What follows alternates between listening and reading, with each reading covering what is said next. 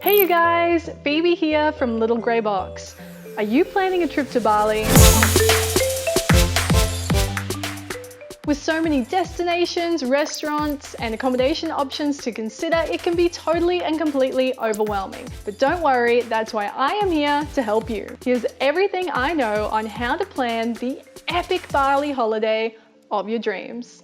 Cash in on sale fares. Bali is a tourist haven with loads of visitors flocking to the beautiful island destination year after year. This means you can often scoop up a great deal on really cheap sale fares. I would recommend figuring out roughly what time of year you want to visit, then putting on an email alert so that you get notified anytime there is a sale fare or anytime an airline has an amazing sale. If you're up for the challenge, a lot of airlines offer really cheap rates for those who just go with carry-on only. And I can vouch from personal experience, it is definitely possible to do at least a week in Bali with only carry-on. Choose your must-see destinations. Now you know what time of year you're going to be visiting, and hopefully you've got your flights booked, you can start to have a think about where you want to spend your time. Now Bali has grown a lot over the years, so it is more than just Kuta, and each place in Bali is totally different. Ubud offers more of that earthy, leafy, green, lush jungle tropical vibe,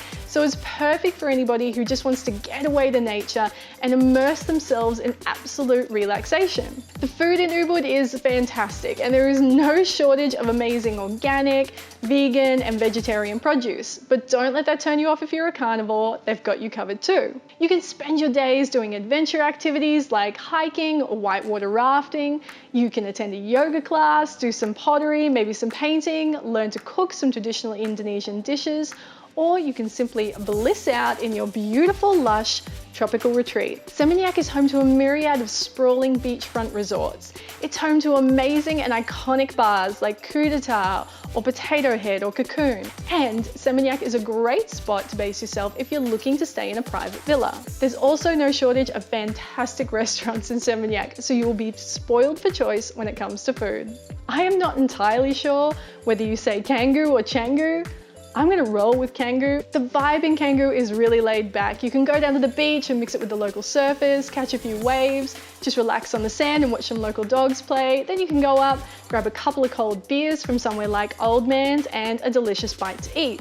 There's loads of great local food in Canggu and also some really yummy bites like acai bowls, pink pattaya bowls, smoothies, all that kind of healthy, beachy, summery food that you can't wait to get your hands on. You'll find no shortage of homestays and low-key accommodation options that are perfect for the budget traveler. If you're dreaming about holing up in a beautiful, luxury beachfront resort, Nusa Dua is your spot. You can get really comfortable inside a gorgeous resort and spend your days swimming, enjoying breakfast buffets, getting massages, and just living your best life. Once you're in your resort, everything you need is there, so you kind of tend not to want to leave. I would just say make sure you take the time and make the effort to actually leave your incredible resort and get out onto the streets and really experience Bali culture. If you're keen for more of an island escape, but don't really have a lot of time to go too far, Nusa Lembongan is perfect. This was once a really hidden spot and now it's become more popular. There are now loads of amazing restaurants, bars, cafes, beachfronts, cliffside swimming pools, all things like that. Personally, I love Nusa Lembongan because it feels like it's away from everything. I also love snorkeling, and the waters around that area are perfect for snorkeling and scuba diving.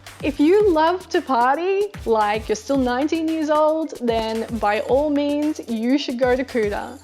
Personally, I'm way too old for that. I can't recover, I don't have time for it. People like my brother-in-law absolutely love it. He loves going out, meeting new people, being around everybody. He loves the noise, the chaos, the sights, the smells. It's just one of those things that's going to come down to personal preference. Decide how long to spend at each place. So now you know when you're going to be going and the kind of holiday you want to have. You can start to put together your itinerary and figure out how long should I really be spending at each place. If you're thinking about going up to Ubud, I would probably recommend 2 to 3 nights. The transport from Denpasar Airport up to Ubud can take a couple of hours, so you don't want to get there only to turn around and come back the very next day. If you're thinking about staying in Seminyak, I would probably recommend 3 nights. You're most likely going to fall in love with the beautiful beaches, the incredible sunsets, the cocktails, the shopping, the food, and you might find you need a little more time than you first suspected.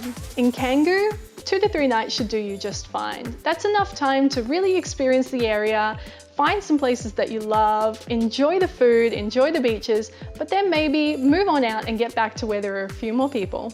If a Nusa Dua holiday at an incredible resort is really what you crave, then you're probably going to want to do 4 to 5 nights there so that you can totally relax and totally unwind in your super resort. If you're going to make the journey out to Nusa Lembongan, I'd probably recommend about 3 nights because you do have to catch the ferry over there, and that time over and back will take up some of your holiday time. And if you're thinking about staying in Kuta, good luck to you.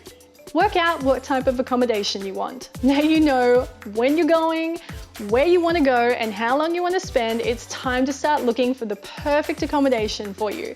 And here's the thing about Bali. It caters to every budget. So whether you are a broke-ass backpacker or a luxury traveler, you are going to find something for you. One thing that I was really surprised about was the cost of private villas. Now Matt and I got the chance to stay in one, and it was just the 2 of us. It could easily have fit 6 or 8 people, and that cost per night split among a group like that is ridiculously affordable. And it was so nice having our own place to base ourselves. If you're there for a special occasion like your honeymoon, birthday, anniversary, or a celebration, there are no shortage of absolutely jaw-dropping luxury resorts just waiting to have you stay. On the other end of the spectrum, if you do need to save a little bit of money, look into homestays. Matt and I often stay in homestays, especially in Ubud. Each one is different. You get to know the staff, the breakfast is usually fantastic, and it feels a little more personal. If you're one of those people that like to wing it, Bali's the place to do it. Don't feel like you have to have every single night of your accommodation booked in advance. Plan your activities. There are some amazing things you can do in Bali. You can go whitewater rafting, you can climb Mount Batua and watch the sunrise from the top of a volcano.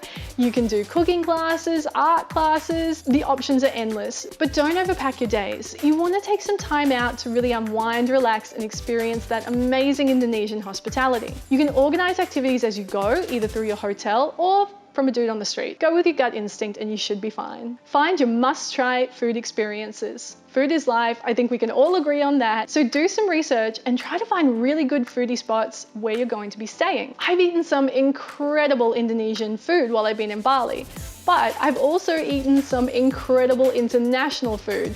The best arancini balls and pizza of my life, an insane 7-course degustation in Ubud that I just didn't see coming. If you're on a budget, you will have no trouble. You can get meals cheap as chips.